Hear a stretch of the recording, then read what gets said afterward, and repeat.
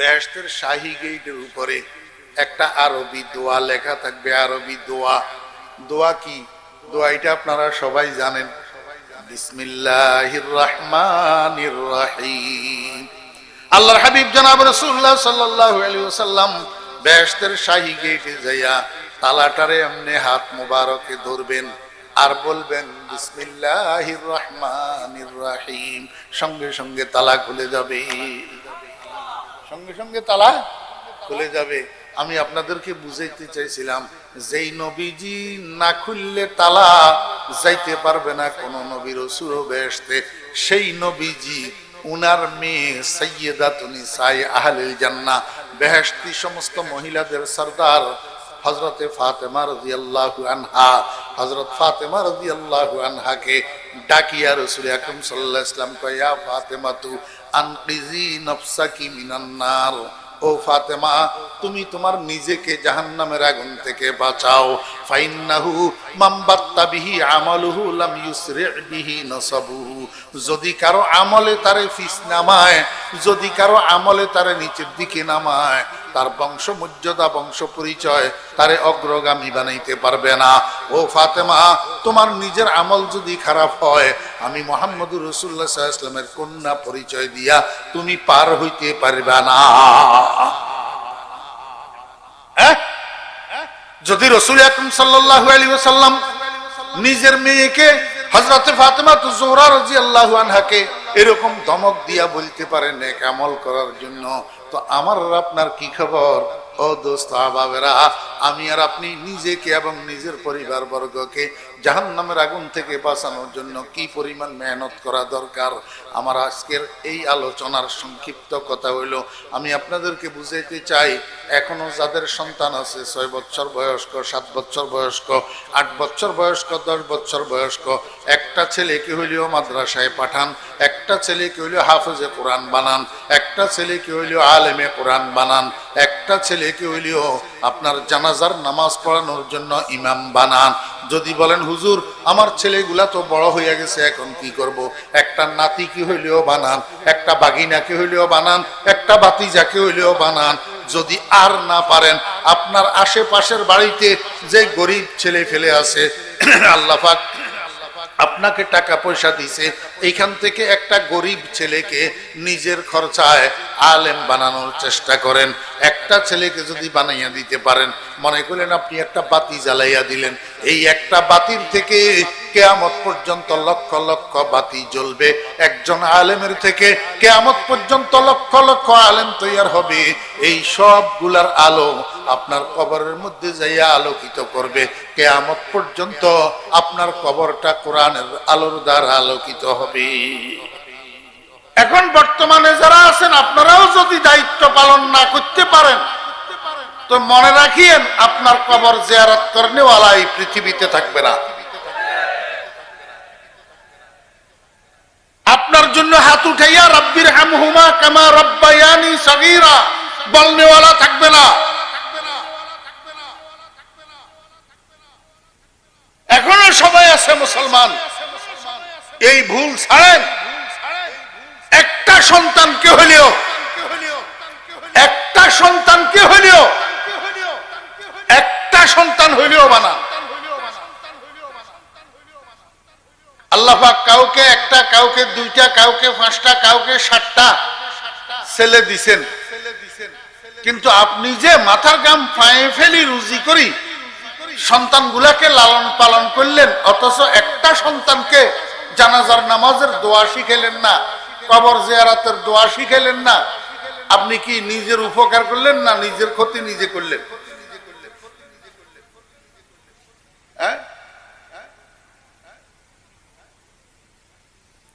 আদৌ যা বানাইতে চেয়েছিলেন তা কি হয়েছে? মাদ্রাসায় দিলেন না সন্তানকে ইঞ্জিনিয়ার বানানোর জন্য, ডাক্তার বানানোর জন্য, অফিসার বানানোর জন্য। শেষ পর্যন্ত আপনার ছেলে কি ইঞ্জিনিয়ার, ডাক্তার, অফিসার হয়েছে? গোড়ার ডিমও হয় নাই। যদি হইতো তাহলে গোটা গ্রামের প্রত্যেক ঘরে ঘরে ডাক্তার, ইঞ্জিনিয়ার আর অফিসার থাকতো। আছে? নাই। তাহলে কি হলো? পরিচালিত করলেন উল্টা পথে, শেষ পর্যন্ত বানাইলেন চোর, বানালেন ডাকাত, বানালেন সন্ত্রাসী, বানালেন টাউট, বানালেন বাটপার, শেষ পর্যন্ত বানাইলেন বেদিন। শেষ পর্যন্ত কি বানাইলেন? বেদিন বানাইলেন। इल्मे हाजिर भी पढ़े जाहिर लंदन भी हुए, मिसले अंजुम उफुके कौम पे रोशन भी हुए, बेअमल थे ही जवा दीन से बदजन भी हुए, सिफते तायर गुमगश्ता नशीमन भी हुए। একটু পরে বুঝাইতেছি। আল্লাহ পাক রব্বুল আলামিন প্রত্যেকটা মানুষকে এই পৃথিবীর জীবন এটা পরিচালনা করার জন্য দুইটা আলো দিয়েছেন। কয়টা আলো? দুইটা আলো। মনে থাকবে? মুরব্বীগণ একটু মনোযোগ সহকারে শুনিয়েন, না হলে মনে থাকবে না কথা। প্রত্যেকটা মানুষকে আল্লাহ পাক রব্বুল আলামিন এই পৃথিবীর জীবনটা পরিচালিত করার জন্য কয়টা আলো দিছে? এই বেটা ঠিক আছে, খালি মাইক নসাই ছোট ওয়াজ কোন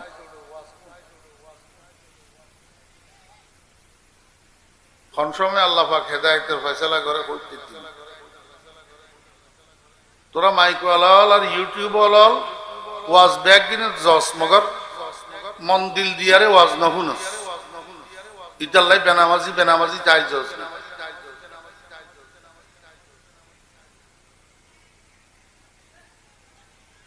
মনোযোগ আছে?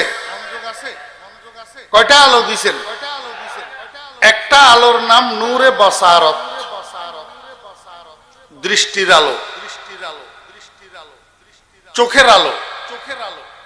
আর একটা আলোর নাম নূরে বসিরত, জ্ঞানের আলো। কয়টা আলো? দুইটা। আবার তুমি শুনতে লাগবে না, ওয়াজ শুনুন না,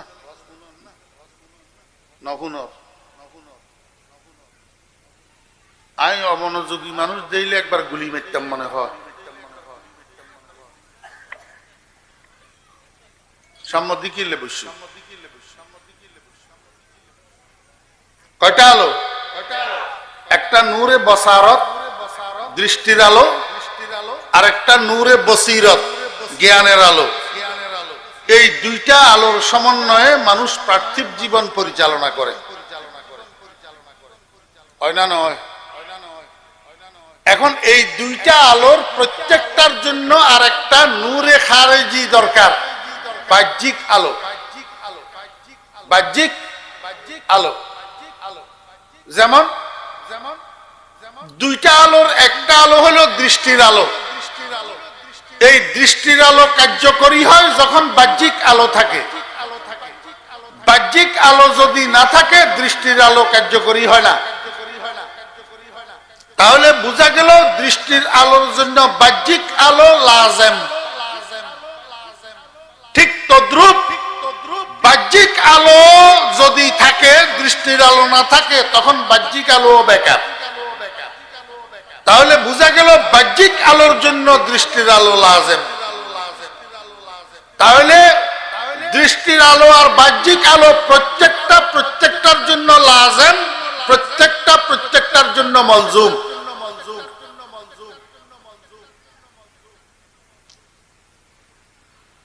আপনার কাছে দৃষ্টির আলো আছে, কিন্তু অমাবস্যার রাত্রে 2টার সময় যদি কারেন্টের লাইট না থাকে, আকাশে চাঁদ না থাকে, আপনি কি নিরাপদে রাস্তা অতিক্রম করতে পারবেন? যদি কারো ঘর চুরি করার জন্য, ডাকাতি করার জন্য অন্ধকারে যদি চলতে যান, চলতে পারবেন, কিন্তু গর্তের মধ্যে পাও পড়া পাও ভাঙ্গার সম্ভাবনা থাকে। কাঁটার উপরে পাও পড়ি, কাঁটা পায়ের মধ্যে বিজার সম্ভাবনা থাকবে। সাপের মাথার উপরে পাও পড়ি, সাপের দংশন খাওয়ার সম্ভাবনা।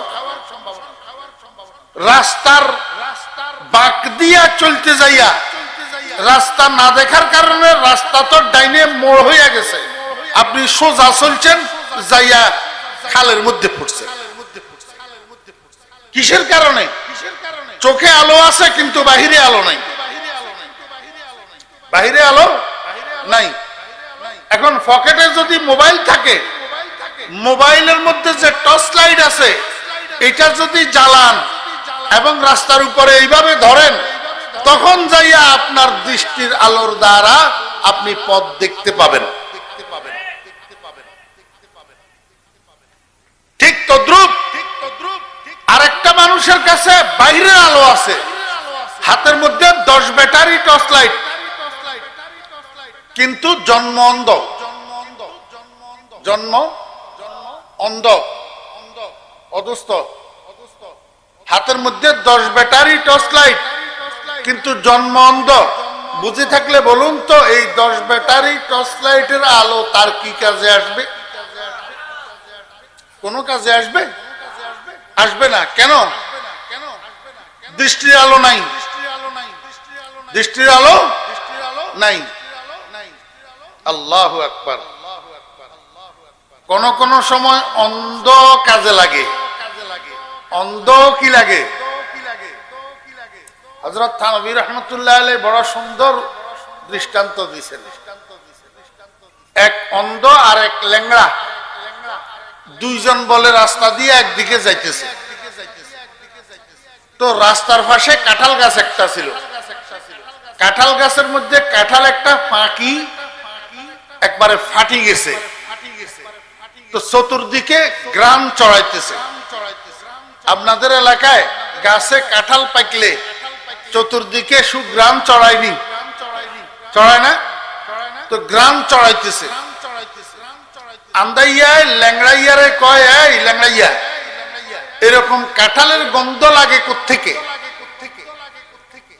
ল্যাংড়াইয়ার তো পাও নাই কিন্তু চোখ আছে, আর আন্দাইয়ার চোখ নাই। এখন নাক ঠিক আছে, দুজনের নাক ঠিক আছে, গ্রাম দুজনেই ফাইতেছে।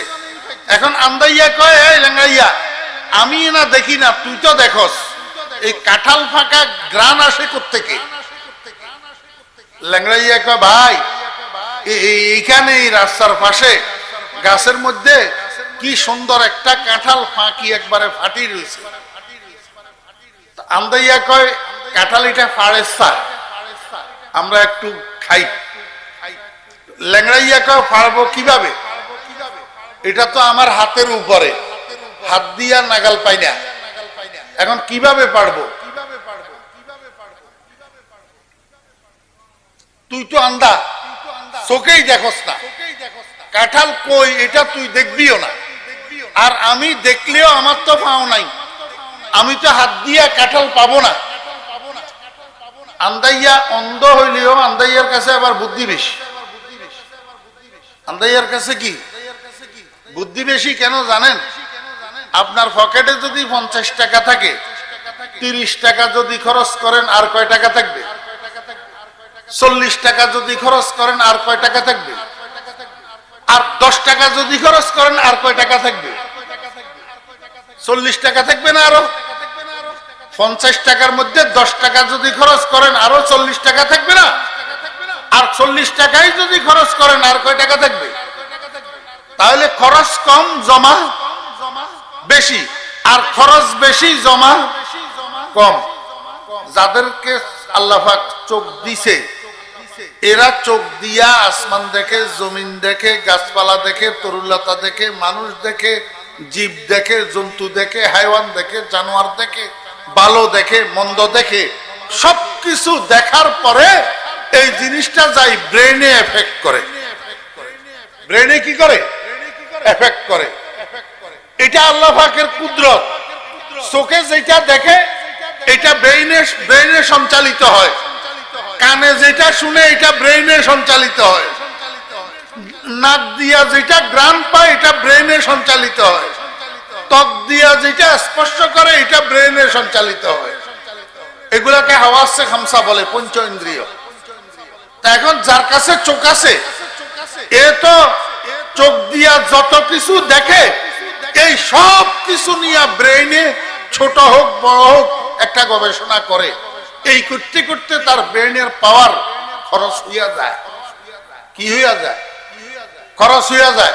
কিন্তু আন্দাইয়ার তো চোখ নাই, হে কিছু দেখেও না, কোনো কিছু নিয়ে গবেষণাও করে না, যার কারণে ব্রেইনের পাওয়ার কি জমা। এই কারণে আন্দাইয়ার বুদ্ধি বেশি। আন্দাইয়ার কি বেশি? বুদ্ধি বেশি। আন্দাইয়া কয়, এই ল্যাংড়া, তোরে কে কইছে কাঁঠাল আমাদের কিসমতে নাই? কাঁঠাল আমাদের কিসমতে আছে, বুদ্ধি আমি এনা দিমু। তোর চোখ আর আমার ঠ্যাং দোনোটারে যোগ করবো, দোনোটারে কি করবো? যোগ করবো। কয় কেমনে? কয় তুই এদিকে আন্দাইয়া বসছে, কয় তুই আমার কান্দের উপরে উঠ, আমার কান্দের উপরে উঠ।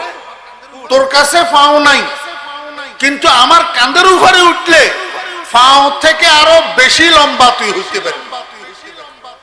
এখন আন্দাইয়া ল্যাংড়াইয়ারে কান্দে লইছে, কান্দে লইয়া ওই কাঁঠাল গাছের গোড়ায় গেছে। এবার কয় দে, এবারে তুই হাতটা নি দেখ কাঁঠাল ফস নি। কহ পাই, কয় দে ফাড়। এবার তো কাঁঠাল ফাড়ি দুজনে কি করছে? খাইছে। আল্লাহু আকবার। আমারে একটু বুঝি থাকলে বলেন, অন্ধ উপরে না চোখওয়ালা উপরে?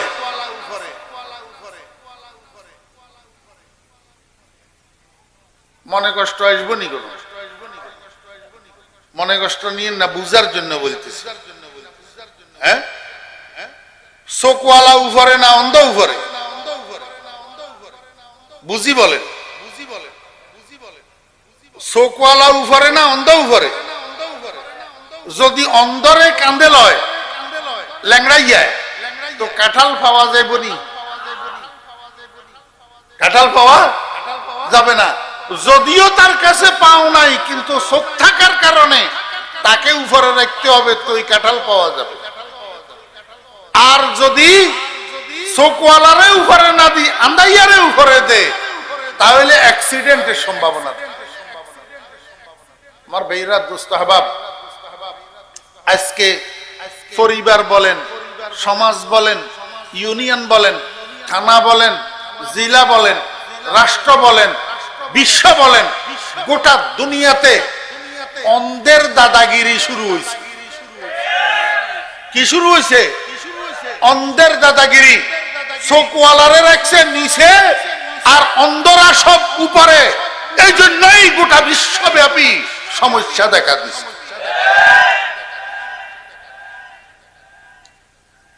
আর একটু বুঝাই, মনে কষ্ট নিবেন নি? মসজিদে তো দুই ফাটি থাকে। মসজিদে কয় ফাটি? দুই ফাটি। এক ফাটির নাম ইমাম আর এক ফাটির নাম মুক্তাদি। এক ফাটির নাম ইমাম আর এক ফাটির নাম মুক্তাদি। ঠিক না বেঠিক? এক ফাটি সামনে থাকে আর এক ফাটি পিছনে থাকে। ইমাম ফাটি সামনে, মুক্তাদি ফাটি পিছনে। আমারে একটু আপনারা ইনসাফের সাথে বুকে হাত দিয়া বলেন, মসজিদে যেই কাজগুলা হয়, যেই কাজগুলা চলে, এই কাজগুলার বিষয়ে চোখওয়ালা ইমাম না মুক্তাদি? এটা কয় না। এবার এখন সত্য কথা বলে না। মসজিদে যেই কাজগুলা চলে, এই কাজগুলার বিষয় চোখওয়ালা ইমাম না মুক্তাদি? ইমাম। চোখওয়ালাকে ইমাম। এই জন্যই তো মুক্তাদির্ঘ একিলা নামাজে কোনখান দিয়ে কোনো ভুল হইলে মাসালা জিজ্ঞেস করে কাকে? ইমামকে। কারণ আমি অন্ধ, ইমাম সাহেব চোখওয়ালা। ইমাম সাহেব কি? চোখওয়ালা। আচ্ছা, এই মুক্তাদিদের মধ্যে মসজিদ কমিটির সভাপতি আছে না নাই? সেক্রেটারি আছে না নাই? তো ওনারা দুজন কি ইমাম সাহেবের আগে নেই থাকে না পিছনে? তো পিছনে থাকার মানিতে হলো চোখ নাই। চোখওয়ালা একজন, চোখওয়ালা একজন। কিন্তু আপনাদের দেশের কথা তো আমি জানি না, আমার দেশের কথা বলি। এই মসজিদে ইমাম সাহেবের তাফালিং বেশি না সভাপতি সেক্রেটারির তাফালিং বেশি? তাহলে তাফালিং অন্ধের হইল না চোখওয়ালার হইল? অন্ধের তাফালিং। এই অন্ধের তাফালিং এর কারণে সারা দুনিয়াতে গজব নাজিল হচ্ছে।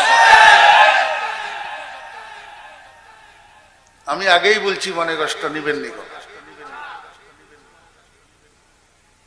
মসজিদ কমিটির সভাপতি আর সেক্রেটারি হইতে পারলে, ক্যাশিয়ার হইতে পারলে, মসজিদ কমিটির মেম্বার হইতে পারলে মনে করে একটা তাল গাছ হয়ে গেছে। এবার ইমাম সাহেবের সাথে, খতিব সাহেবের সাথে, মুয়াজ্জিন সাহেবের সাথে গরু ছাগলের মতো ব্যবহার। এটা হলো অন্ধের তাফালি। অন্ধের কি তাফালি?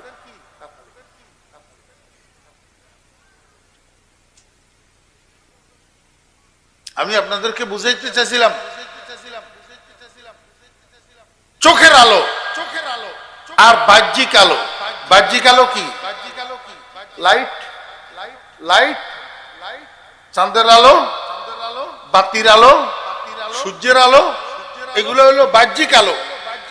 চোখের আলো কার্যকরী হওয়ার জন্য, দৃষ্টির আলো কার্যকরী হওয়ার জন্য বাহ্যিক আলোর প্রয়োজন, আর বাহ্যিক আলো কার্যকরী হওয়ার জন্য দৃষ্টির আলোর প্রয়োজন। এই কথাটা বুঝার জন্য বিএ পাস করতে হবে, হ্যাঁ না ফটিয়া মাদ্রাসা থেকে দাওরায়ে হাদিস পাস করতে হবে। কথা এটা বুঝার জন্য কোন দলিল রেজিস্ট্রেশনের কবলা লাগবে?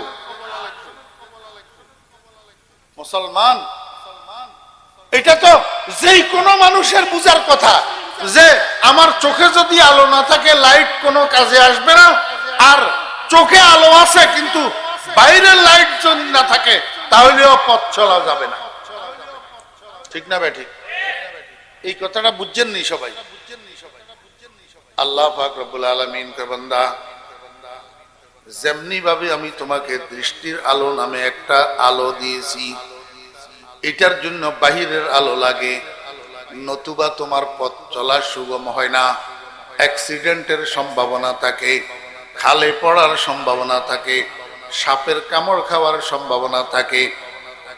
তেমনি ভাবে আরেকটা আলো তোমাকে আমি দিয়েছি, সেটার নাম নূরে বসিরত, জ্ঞানের আলো। কিসের আলো? জ্ঞানের আলো মানুষের কাছে আছে না নাই? দোস্ত, পার্থিব জীবন পরিচালনা করার জন্য যে জ্ঞানের আলোর দরকার, এই জ্ঞানের আলোর জন্য পাঠশালায় যাওয়া লাগে না, বিদ্যালয়ে যাওয়া লাগে না, শিক্ষা নিকেতনে যাওয়া লাগে না। এই জ্ঞানের আলো যতটুক প্রয়োজন আল্লাহ পাক রব্বুল আলামিন প্রত্যেকটা মানুষকে জন্মগতভাবে দিয়ে থাকে। জ্ঞানের আলো। আপনি একটা অন্ধ যার কাছে দৃষ্টির আলো নাই, তারে একটু জিজ্ঞেস করেন, অন্ধ ভাই ফাঁসে ফাঁসে কত রে? বলতে পারবে না। ফাঁসে ফাঁসে কত? 10 টাকার থেকে 4 টাকা গেলে আর কয় টাকা থাকে? অন্ধ বলতে পারবে কিনা? শুধু তাই নয় দোস্ত, বাংলাদেশ সরকারের যতগুলা নোট আছে, 2 টাকার নোট, 5 টাকার নোট, 10 টাকার নোট, 20 টাকার নোট, 50 টাকার নোট, 100 টাকার নোট, 200 টাকার নোট, 500 টাকার নোট, 1000 টাকার নোট, যতগুলা নোট আছে এক একটা নোট সবগুলা একত্রিত করি একটা অন্ধের হাতের মধ্যে ধরাইয়া দেন। অন্ধকে জিজ্ঞাসা করেন, অন্ধ বল দেখি এগুলা কোনটা কয় টাকার নোট? অন্ধ এইভাবে টিভিয়া টিভিয়া বলবে, এটা 5 টাকার নোট, এটা 10 টাকার নোট, এটা 100 টাকার নোট। যেটা চোখওয়ালায় পারবে না। আমি পরীক্ষা করছি, চোখওয়ালা চোখ বন্ধ করি কোনটা কয় টাকার নোট বলতে পারবে না, কিন্তু অন্ধয় টিভি টিভি ঠিকই বলতে পারে কোনটা কয় টাকার নোট। পরীক্ষা করছি কেমনে জানেন? অন্ধ একটা অ্যালুমিনিয়ামের প্লেট একটা লইয়া ভিক্ষা করতেছে রোডের পাশে দাঁড়াই দাঁড়াই। তো মানুষের যাওয়ার সময় কেউ 1 টাকার নোট, কেউ 2 টাকার নোট দিয়া দিয়া যাইতেছে। অন্ধর কোনো ভ্রুক্ষেপ নেই। তা আমিও সেখান দিয়ে যাইতেছি, আমি একটা 10 টাকার নোট অন্ধের থালের মধ্যে দিলাম। আন্দাইয়া কি করলো, ফট করে 10 টাকার নোট এটারে উঠাই পকেটে লেগে ফেলেছে। তো আমি অন্ধরে জিজ্ঞেস করলাম, কিরে ভাই এতক্ষণ পর্যন্ত এত মানুষে 1 টাকা 2 টাকার নোট দিল, তুই একটাও পকেটে ঢুকেলি না, তুই যদি চোখে না দেখস তাহলে 10 টাকার নোট এটা পকেটে ঢুকে লিখা আন্দাই আমার কয় হুজুর আমাদের কাছে দৃষ্টিশক্তি নাই, এটা ঠিক বলতে পারেন, আমরা অন্ধ, তবে নোট কোনটা কয় টাকার নোট এটা আমরা আঙ্গুল লাগাইলে বুঝি। এগুলা 1 টাকা 2 টাকার নোট, এই জন্য এগুলার পকেটে ঢুকাই নেই, এটা 10 টাকার নোট যে এই জন্য ঢুকেছি, বুঝছেন এবার? তাহলে অন্ধ যে টিভি টিভি আঙ্গুল লাগাই লাগাই নোট চিনে, এটা কি চোখের আলো না জ্ঞানের আলো? আল্লাহ পাক রব্বুল আলামিন কয় দুনিয়ার মানুষেরা একটা জ্ঞান হইল আল্লাহ পাকের প্রদত্ত জ্ঞান, আর একটা জ্ঞান হইল কসবি জ্ঞান, কসবি অর্জিত জ্ঞান, কামাই করা জ্ঞান, যেটা স্কুল কলেজ মাদ্রাসায় যাইয়া মানুষ ওস্তাদের সামনে কিতাব পড়ি বই পড়ি অর্জন করে সেই জ্ঞান। মনোযোগ আসেনি? বুঝতেছেন কথা আমার ভাইরা দোস্ত আহবাব? এই যে জ্ঞানের আলোটা, এইটার জন্য একটা বাহ্যিক আলোর প্রয়োজন আছে। যেরকম চোখের আলোর জন্য বাহ্যিক আলোর প্রয়োজন, বাহ্যিক আলো না হলে পথ চলা নিরাপদ হয় না, এরকম জ্ঞানের আলোটার জন্য একটা বাহ্যিক আলো দরকার। ওই বাহ্যিক আলো না হইলে তোমার জ্ঞানের পরিচালনা নিরাপদ হবে না। এই জ্ঞানে তোমাকে বেঈমান বানাইয়া জাহান্নামের পথে পরিচালিত করবে। বাহ্যিক আলো এটা কি? আল্লাহ পাক রব্বুল আলামিন কয় কাদ জাআকুম মিনাল্লাহি নূরুন ওয়া কিতাবুম মুবিন। হে দুনিয়ার মানুষেরা, আমি 2টা আলো তোমাদেরকে দিয়েছি, এই 2টা আলোকে তুমি তোমার জ্ঞানের আলোর সাথে সংযুক্ত করবা আর তোমার জীবনটা পরিচালনা করবা। একটা আলো হলো মুহাম্মাদুর রাসূলুল্লাহ সাল্লাল্লাহু আলাইহি ওয়াসাল্লামের সুন্নতের আলো, আর একটা হলো কোরআনুল কারীমের আলো। নূরুল কোরআনে ওয়াস সুন্নাহ, নূরুল কোরআনে ওয়াস সুন্নাহ, কোরআনের আলো আর সুন্নতের আলো। এই 2টা আলোকে তোমার জ্ঞানের আলোর সাথে মিলাইবা। যতক্ষণ পর্যন্ত এই কোরআনের আলো আর সুন্নতের আলো তোমার জ্ঞানের আলোর সাথে না মিলবে, ততক্ষণ পর্যন্ত আল্লাহু আকবার চোখের আলোওয়ালা অন্ধকারে পথ চললে যেরকম অ্যাক্সিডেন্টের সম্ভাবনা থাকে, তুমি জ্ঞানী, জ্ঞানের আলোর সাথে কোরআন সুন্নাহর আলো যদি না মিলাইবা তো তোমার জীবন চলা এরকম আল্লাহু আকবার নিরাপদ হবে না। তোর জ্ঞানের আলোর সাথে কোরআন সুন্নাহর আলো যদি সংযুক্ত না হয়, তোর চোখে উল্টা দেখবে, তো তোর কানে উল্টা শুনবে, তোর নাকে উল্টা গ্রাম নিবে, তোর মুখে উল্টা কথা বলবে, তোর হাতে উল্টা ধরবে, তোর পাও উল্টা পথে চলবে, তোর দিমাগে উল্টা গবেষণা করবে, উল্টা চিন্তা ফিকির করবে। কখন? যখন তোর জ্ঞানের আলোর সাথে কোরআন সুন্নাহর আলো সংযুক্ত না হবে। আমার ভাইরা দোস্ত আহবাব, এই নাস্তিকের বাচ্চারা আজকে খোদাদ্রোহীমূলক কথাবার্তা কয়, নবীর অবমাননামূলক কথাবার্তা কয়, কোরআনের অবমাননামূলক কথাবার্তা কয়। এর একমাত্র কোরআন জ্ঞানের আলো তো আছে ঠিক, কিন্তু এই জ্ঞানের আলোর সাথে কোরআন সুন্নাহর আলো সংযুক্ত না। কেন সংযুক্ত নাই? কেন সংযুক্ত নাই? ওই যে আব্বাই 6 বছর বয়সে উল্টা পথে চালাইছে। কোন পথে চালাইছে? সন্তান জন্মগ্রহণ করছে, ছেলে হইছে, খুশি হইছে, মিষ্টি বিতরণ করছে, 7 দিনের দিন জিয়াফত দিয়া মানুষের খাওয়াইয়া নাম রাখছে, আকিকা করছে, আল্লাহু আকবার, লেখাপড়া করাইছে, মাথার গাম পায়ে ফেলিয়ে সন্তানকে লালন পালন করছে। কিন্তু এই সন্তানটার জ্ঞানের আলোর সাথে কোরআন সুন্নাহর আলো কিভাবে সংযুক্ত হয় সেই পথে আব্বাই চালায় নাই। আব্বাই সেই পথে চালায় নাই, যার কারণে, যার ফলশ্রুতিতে আজকে সে ইঞ্জিনিয়ারিং এক্সপার্ট, ডাক্তারি এক্সপার্ট, সাইবার এক্সপার্ট, কিন্তু গোসলের ফরজ এক্সপার্ট না। গোসলের ফরজ এক্সপার্ট না। সব পণ্ডিতই জানে, কিন্তু গোসলের ফরজ কটা সেটা জানে না। সব পণ্ডিতই জানে, জানাজার নামাজের দোয়া জানে না। সব পণ্ডিতই জানে, কি কারণে নামাজের মধ্যে সিজদায়ে সাহু ওয়াজিব হয় সেটা জানে না। কমবক্ত মাঝে মধ্যে হলেও নামাজ পড়ে, মসজিদে যায়, ঈদের নামাজ হইলেও পড়ে, জানাজার নামাজ হইলেও পড়ে, মাঝে মধ্যে হইলেও আল্লাহু আকবার, যোহর আসর মাগরিব হইলেও পড়ে, সারা জীবন নামাজ পড়ে, কিন্তু একটা সাহু সিজদা কোনোদিন দেয় না। তার নামাজে কি ভুল হয় না? আসলে ভুল হয়, কিন্তু কোন সে ধরনের ভুলের কারণে সাহু সিজদা লাগে সেই মাসালা ডাক্তার সাহেব জানে না। কার দোষে? আব্বার দোষে। কার দোষে? আব্বার দোষে। এই জন্য আমি বলি, মুসলমান ভাইরা এখনো সময় আছে, নিজেদের সন্তানদেরকে আমাদেরকে দেন, আমাদেরকে মানি আমরা মাদ্রাসাওয়ালাদেরকে আপনার সন্তানটা দেন, আমরা 12 বছর পর্যন্ত আপনার সন্তানের পিছনে প্রসেসিং করব। কি করব? প্রসেসিং লাগে না? প্রসেসিং ছাড়া দুনিয়াতে কিছু হয়? সব কিছুর মধ্যে তো কি লাগে? রোজহা বায়দ কশিদন ইন্তজারে বেশুমার তাকে দর যাও ফে সদফ বা রাশাওয়াদ দরে আদন হফতাহা বায়দ কে তায়ক মুশতে পশমজ পুশতে মেশ শাহেদেরা হুল্লা গরদদ ইয়া শহীদেরা কাফন। প্রত্যেকটা জিনিসের মধ্যে প্রসেসিং করতে হয়, প্রত্যেকটা জিনিসের মধ্যে সময় লাগে।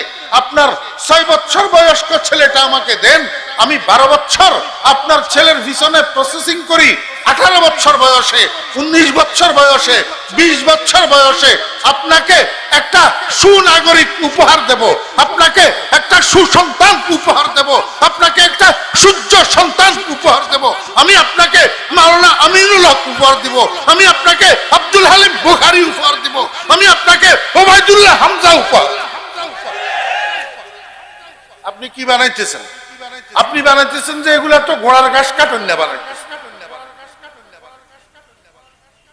আমি যে সন্তান আপনাকে উপহার দেব, এই সন্তান আপনার মৃত্যুর পরে আপনাকে গোসল দেওয়ার জন্য কোনো ভাড়াটিয়া তালাশ করবে না, মসজিদের মুয়াজ্জিন খুঁজবে না, মিজি সাহেব খুঁজবে না, কোনো ভাড়াটিয়া খুঁজবে না। আপনার সন্তান সুন্নত মোতাবেক নিজের হাতে মায়ের হাতে যত্ন করি করি আপনাকে জীবনের শেষ গোসলটা দিবি, আপনাকে জীবনের শেষ জামা কাপড় গুলা পরাবে, আপনার জানাজার নামাজের ইমামতি করবে। আপনার সন্তান আপনাকে নিজের হাতে বিসমিল্লাহি ওয়া আলা মিল্লাতি রাসূলিল্লাহ কইয়া আপনাকে কবরের মধ্যে রাখবে। শুক্রবার প্রতি শুক্রবার আপনার কবরের কাছে যাইয়া আপনার কবরটা জিয়ারত করবে। এমনকি 5 ওয়াক্ত নামাজের পরে আল্লাহর দরবারে হাত উঠাইয়া বলবে, রব্বির হামহুমা কামা রাব্বায়ানি সাগীরা। আপনার সন্তান রাস্তা দিয়ে হাঁটার সময় হেডফোন কানের মধ্যে লাগাইয়া মোবাইলের গানের অপশন চালু কইরা গান শুনতে শুনতে রাস্তা অতিক্রম করবে না, বরং আউযু বিল্লাহি মিনাশ শাইতানির রাজিম বিসমিল্লাহির রহমানির রহিম কুল হুয়াল্লাহু আহাদ আল্লাহুস সামাদ লাম ইয়ালিদ ওয়া লাম ইউলাদ ওয়া লাম ইয়াকুল লাহু কুফুয়ান আহাদ 3 বার পড়বে আর বলবে, রব্বুল আলামিন, আমি যে তোমার কালামের সূরা ইখলাস তেলাওয়াত করলাম, তোমার হাবিব বলছেন এই সূরা 3 বার পড়লে 1 খতম কোরআনের সওয়াব পাওয়া যায়। মাওলাই করিম, আমার এই 1 খতম কোরআনের সওয়াব আমার আব্বার রূহের উপরে পৌঁছাইয়া দাও। আল্লাহর হাবিব বলেন, বান্দা, তোর মুখ থেকে বাইর হওয়ার দেরি, তোর আব্বার কবর যদি আমেরিকাও হয়, ওরে বিদ্যুতের গতির চেয়ে 1,00,000 কোটি গুণ দ্রুত গতিতে তোর আব্বার কবরের মধ্যে যাইয়া পৌঁছাবে। এবং শুধু 3 বার সূরা ইখলাস পড়ার বদৌলতে অন্তত কমপক্ষে 40 দিন তোর আব্বার কবরে আর আযাব হবে না। কারে খুদকুন কারে বেগানা মকুন বরজমিনে খানায় দিগর মকুন, কার লাগিয়া বান্দ বাড়ি ঘর, কার লাগিয়া বান্দ বাড়ি ঘর মনরে, কার লাগিয়া বান্দ বাড়ি ঘর। আপন আপন ভাব যাদের সবই তোমার পর মনরে, কার লাগিয়া বান্দ বাড়ি ঘর। একটা ছেলেও মাদ্রাসায় পাঠাইলে না, একটা ছেলেও আলেম বানাইলে না, একটা ছেলেকেও জ্ঞানের আলোর সাথে কোরআন সুন্নাহর আলো সংযুক্ত করলা না।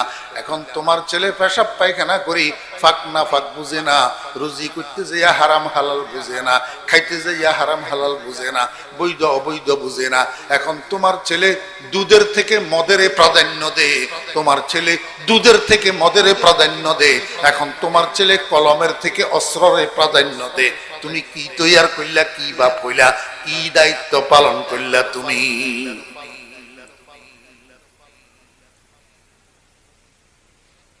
এই জন্য আল্লাহর হাবিব জনাব রাসূলুল্লাহ সাল্লাল্লাহু আলাইহি ওয়াসাল্লাম বলেন, আলা কুল্লুকুম রাঈন ওয়া কুল্লুকুম মাসউলুন আন রাইয়াতিহি। হে দুনিয়ার বাবারা সাবধান, বাবা ও বাবারা সাবধান। মনে মনে তুমি খুশি, আমার ছেলে আমার ছেলে, আমার ফুত আমার ফুত, আর ফোয়া আর ফোয়া, বিলাত থাকে, লন্ডন থাকে, কাতার থাকে, কুয়েত থাকে, আমেরিকা থাকে, জাপান থাকে, সাউথ আফ্রিকা থাকে, আর ফোয়া তোমার ফোয়া তোমার ফোয়া। খুশি হইও না, এই ফোয়ার কারণে কালিয়া কিয়ামতের ময়দানত তোমাতে জাহান্নামে যাওয়া লাগবে। আলা কুল্লুকুম রাঈন ওয়া কুল্লুকুম মাসউলুন আন রাইয়াতিহি। আল্লাহর হাবিব বলেন, দুনিয়ার রাখালেরা মালিকের ছাগল বেড়া দুম্বা একশত একশত গণনা করিয়া মাঠে নিয়ে যায় চরানোর জন্য।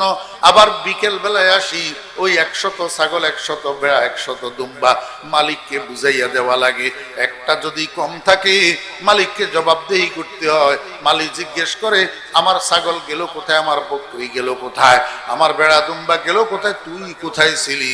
ও আল্লাহর বান্দারা, কিয়ামতের ময়দানে আল্লাহর হাবিবের 5টা 7টা উম্মত যে আমার আপনার ঘরে আল্লাহ পাক পাঠাইছে, এই উম্মত গুলা কে নিয়ে যাইতেছে, কোন দিকে নিয়ে যাইতেছে? একটারে হিন্দু লই যার, একটারে ইহুদি লই যার, একটারে খ্রিস্টান লই যার, একটারে কাদিয়া নিয়ে যাইতেছে, একটারে শিয়া নিয়ে যাইতেছে। আল্লাহু আকবার। ও দোস্ত বাবারা, একটারে এদিকে একটারে সেদিকে শয়তান নিয়ে যাইতেছে। আল্লাহর হাবিব কিয়ামতের ময়দানে গলায় গামছা লাগাইয়া জিজ্ঞেস করে, ও আব্বা, তোর ঘরে এগুলা শুধু তোর ছেলে এটুক পরিচয় না, এগুলার আরো একটা পরিচয় আছে, এগুলা আমার উম্মত। আমার উম্মত গুলা কেমনে নষ্ট হইলো, আমার উম্মত চোর কেমনে হইলো, আমার উম্মত ডাকাত কেমনে হইলো, আমার উম্মত ইয়াবাখোর কেমনে হইলো, আমার উম্মত মদদি কেমনে হইলো, আমার উম্মত নারী নির্যাতনকারী কেমনে হইলো, আমার উম্মত নারী দর্শনকারী কেমনে হইলো, আমার উম্মত আল্লাহু আকবার ডাকাত কেমনে তৈয়ার হইলো? তুই আব্বা কোথায় আছিলি? আমার উম্মত কেমনে নষ্ট হইলো? তুই আজকে আমার কাছে জবাব দে।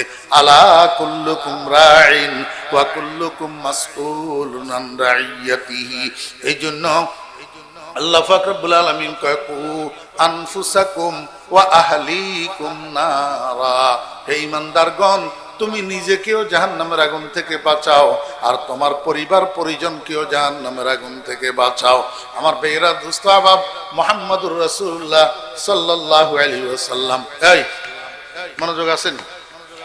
মুহাম্মদুর রাসূলুল্লাহ সাল্লাল্লাহু আলাইহি ওয়াসাল্লাম সাইয়্যিদুল আউয়ালিনা ওয়াল আখিরিন, সাইয়্যিদুল আউয়ালিনা ওয়াল আখিরিন।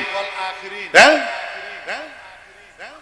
সব অতীতওয়ালাদের সর্দার, সব ভবিষ্যৎওয়ালাদের সর্দার। মনোযোগ আছেন? সব অতীতওয়ালাদের সর্দার, সব ভবিষ্যৎওয়ালাদের। সাইয়্যিদুল আম্বিয়া ওয়াল মুরসালিন, সমস্ত নবীদের সর্দার, সমস্ত রসুলদের সর্দার। ঠিক আছে নি? মানেন? এটা মানেন সবাই?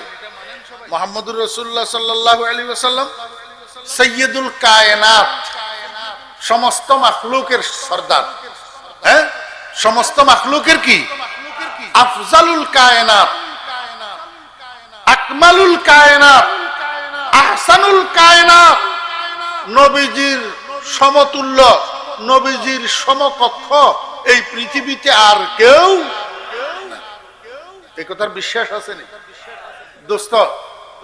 পরিপূর্ণ ঈমানদার হওয়ার জন্য পূর্ব শর্ত হলো মুহাম্মদুর রাসূলুল্লাহ সাল্লাল্লাহু আলাইহি ওয়াসাল্লামের মহব্বত অন্তরে থাকতে হবে।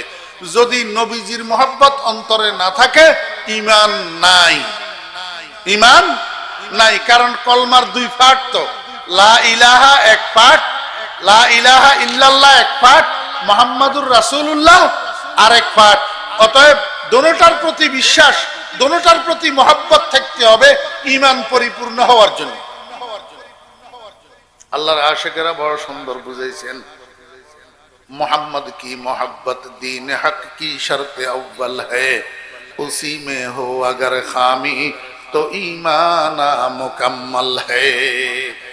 আমার বেরা দোস্ত আবাব, মুহাম্মদুর রাসূলুল্লাহ সাল্লাল্লাহু আলাইহি ওয়াসাল্লামের মহব্বত যে অন্তরে আছে এটার প্রমাণ কি?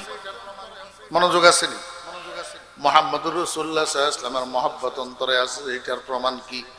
মান আহাব্বা শাইয়ান আকসারা যিকরাহু, যে যাকে মহব্বত করে তার কথা বেশি বলে, তার কথা বেশি বলে। দেখেন না, একজনে একজনের ভালোবাসলে তার কথা আরেকজনের কাছে আলোচনা করে। স্বামী আল্লাহু আকবার বন্ধু বান্ধবদের সাথে স্ত্রীর আলোচনা করে, স্ত্রী তার সহকর্মী মহিলাদের সাথে স্বামীর আলোচনা করে, একজনে আরেকজনের আলোচনা করে যে যাকে মহব্বত করে। এটা হইল মহব্বতের নিয়ম। আল্লাহ কয়, বান্দা আমাকে যদি তুই মহব্বত করিস তাহলে আমার জিকির তুই বেশি বেশি করবি, আল্লাহু আল্লাহ আল্লাহু আল্লাহ আল্লাহু আল্লাহ। আর আমার বন্ধু মুহাম্মদুর রাসূলুল্লাহ সাল্লাল্লাহু আলাইহি ওয়াসাল্লাম কয়, আমার উম্মত আমাকে যদি তুই মহব্বত করিস তো আমার দরুদ শরীফ বেশি বেশি পড়বি। দরুদ শরীফ বেশি বেশি পড়া এটা কি? নবীজির মহব্বতের প্রমাণ, নবীজির মহব্বতের। এই জন্য বলবো দোস্ত আহবাবেরা, নবীজির প্রতি দরুদ শরীফ পাঠ করাকে কোনো সময়ের সাথে নির্দিষ্ট করবেন না, কোনো দিনের সাথে নির্দিষ্ট করবেন না, কোনো মাসের সাথে নির্দিষ্ট করবেন না, কোনো বৎসরের সাথে নির্দিষ্ট করবেন না, কোনো স্থানের সাথে নির্দিষ্ট করবেন না, কোনো জায়গার সাথে নির্দিষ্ট করবেন না। নবীজির দরুদ শরীফ সুযোগ পাইলেই পড়বেন, সময় পাইলেই পড়বেন, অবসর পাইলেই পড়বেন। যেখানে অবসর পাইবেন সেখানে সাল্লাল্লাহু আলাইহি ওয়াসাল্লাম সাল্লাল্লাহু আলাইহি ওয়াসাল্লাম সাল্লাল্লাহু আলাইহি ওয়াসাল্লাম পড়বেন তো দরুদ শরীফ ইনশাআল্লাহ।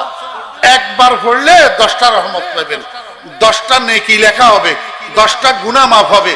ইসমাঈল আলাইহিস সালামের বংশ থেকে 10টা গোলাম আজাদ করার সওয়াব আপনার আমল নামায় দেওয়া।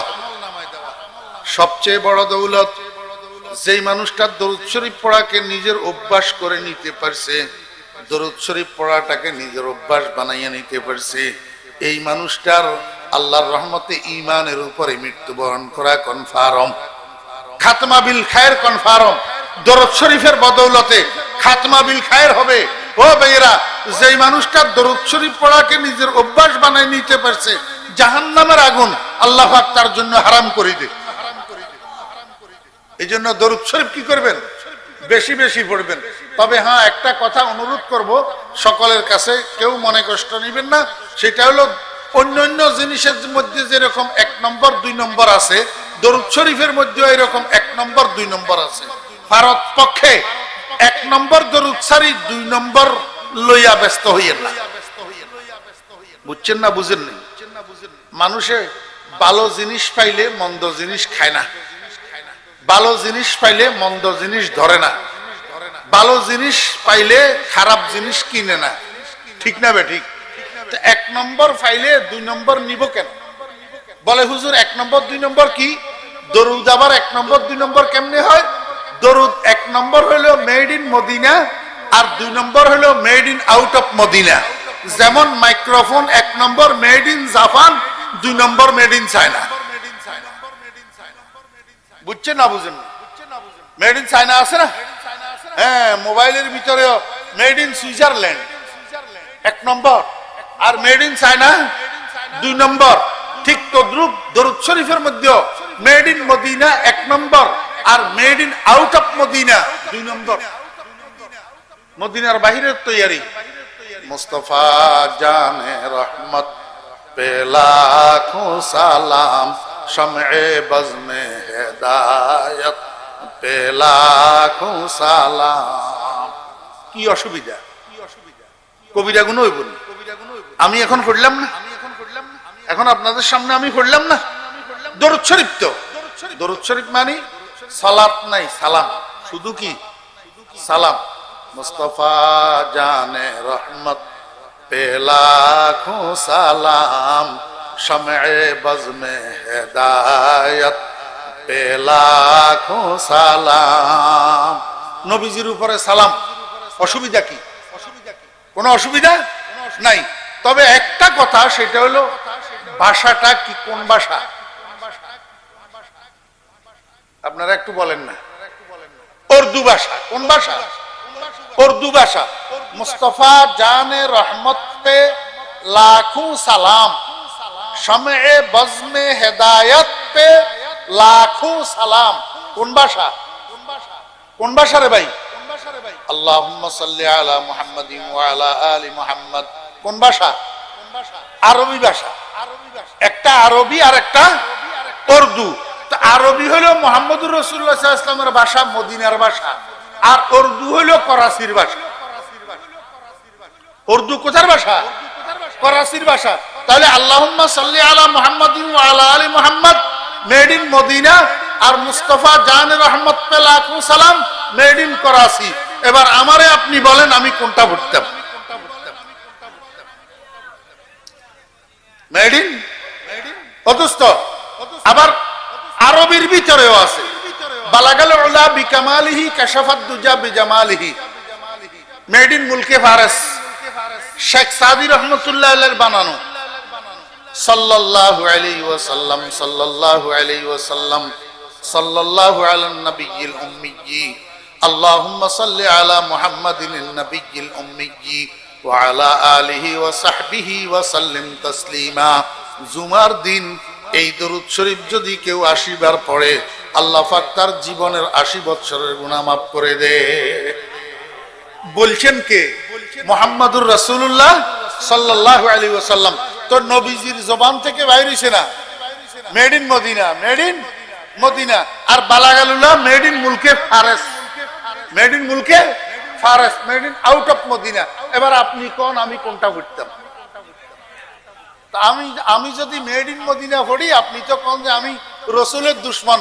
মানুষের বুঝান আমি দরুদ শরীফ পড়ি না, ফরিদউদ্দিন রসুলের দুশ্মন। ও ভাই, আপনি 1 লক্ষ বার ফরিদউদ্দিন আল মুবারককে রসুলের দুশ্মন কোন, কিন্তু ফরিদউদ্দিন আল মুবারকের কোনো আফসোস নাই। কিন্তু মনে রাখিয়েন, কিয়ামতের ময়দানে আল্লাহ পাকের আদালত আপনার জন্য আছে, আমার জন্য আছে। এখন যে বলতেছেন ফরিদউদ্দিন দরুদ শরীফ পড়ে না, কিয়ামতের ময়দানে আমল নামা যখন খোলা হবে, যদি আপনার আমল নামার থেকে আমার আমল নামায় দরুদ বেশি থাকে, তখন কি করবেন? আল্লাহর দরবারে কেমনে জবাব দিবেন? এই জন্য যে যা বলে শুধু তালে তালে বিশ্বাস করিয়েন না, কিছু একটু একটু তালাশ তুলাশ করে দেখিয়েন আসলে ঘটনা কি। কোন ফ্যাটকে খাতের বনে ভিখারি নি। আল্লাহু আকবার। মনে আসেনি? মুহাম্মাদুর রাসূলুল্লাহ সাল্লাল্লাহু আলাইহি ওয়াসাল্লাম সাইয়্যিদুল আউয়ালিন ওয়াল আখিরিন, সাইয়্যিদুল আমবিয়া ওয়াল মুরসালিন, খতিবুল আমবিয়া ওয়াল মুরসালিন ইয়াউমাল কিয়ামা, সাহেবে শাফাআতে কুবরা, সাহেবে শাফাআতে কুবরা মুহাম্মাদুর রাসূলুল্লাহ সাল্লাল্লাহু আলাইহি ওয়াসাল্লাম। মনোযোগ আছেন? ক্বালান নবী সাল্লাল্লাহু আলাইহি ওয়াসাল্লাম, আনা আউয়ালু মান ইয়াকরাউ বাবাল জান্নাতি ওয়ালা ফখর, আও কামা ক্বালান নবী আলাইহিস সালাতু ওয়াস সালাম। আল্লাহর হাবিব বলেন, আমি মুহাম্মদুর রাসূলুল্লাহ সাল্লাল্লাহু আলাইহি ওয়াসাল্লাম যতক্ষণ পর্যন্ত বেহেশতের তালা খুলে না দেব, ততক্ষণ কোন নবী রাসূলও বেহেশতে প্রবেশ করতে পারবে না। কোন নবী রাসূলও বেহেশতে প্রবেশ করতে পারবে না। বেহেশতের শাহী গেটের মধ্যে এইয়া বড় তালা একটা লাগেনি। কি লাগানো? তালা। আল্লাহু আকবার। রাসূল আকরাম সাল্লাল্লাহু আলাইহি ওয়াসাল্লাম সেখানে যাবেন তালা খুলে দেওয়ার জন্য, কিন্তু হাতে চাবি নেই। হাতে কি নাই?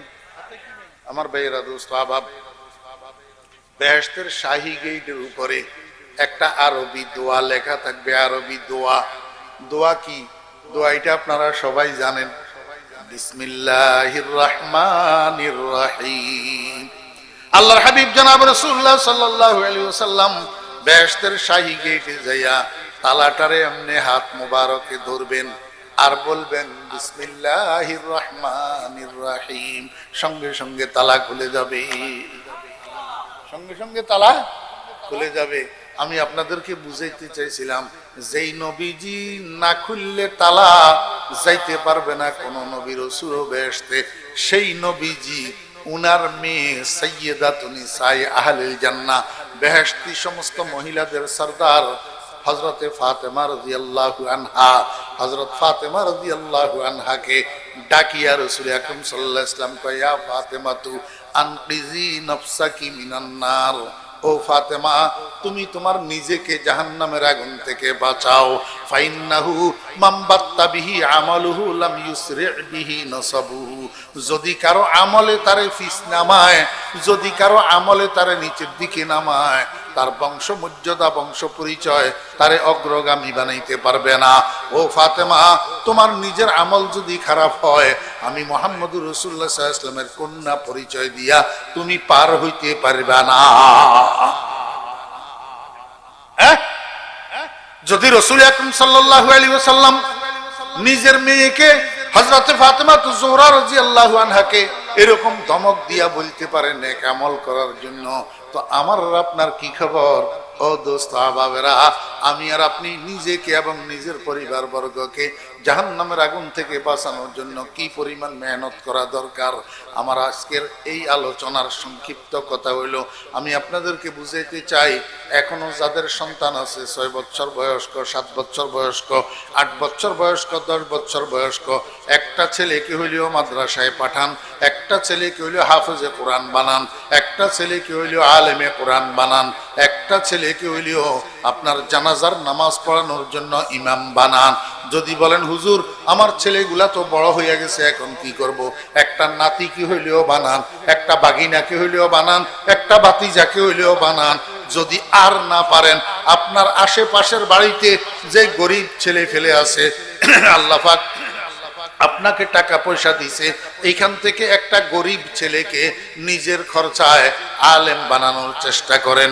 একটা ছেলেকে যদি বানাইয়া দিতে পারেন, মনে করেন আপনি একটা বাতি জ্বালাইয়া দিলেন, এই একটা বাতির থেকে কিয়ামত পর্যন্ত লক্ষ লক্ষ বাতি জ্বলবে। একজন আলেমের থেকে কিয়ামত পর্যন্ত লক্ষ লক্ষ আলেম তৈয়ার হবে। এই সবগুলার আলো আপনার কবরের মধ্যে যাইয়া আলোকিত করবে। কিয়ামত পর্যন্ত আপনার কবরটা কোরআনের আলোর দ্বারা আলোকিত হবে। ছেলেদেরকে মাদ্রাসায় দিবেন তো ইনশাআল্লাহ? অথচ ছেলেদেরকে মাদ্রাসায় দেন। যেইভাবে চলতেছে এইভাবে চলতে থাকলে ইসলাম দুনিয়াতে থাকবে না, ইসলাম দুনিয়াতে থাকবে না। এমনি উপরে দিয়ে কিছু কিছু দেখা যাইতেছে, দাড়িওয়ালা, টুপিওয়ালা, জামাওয়ালা, নামাজওয়ালা, ভিতরে ভিতরে ঠোল, ভিতরে ভিতরে ঠোল, কিচ্ছু নাই।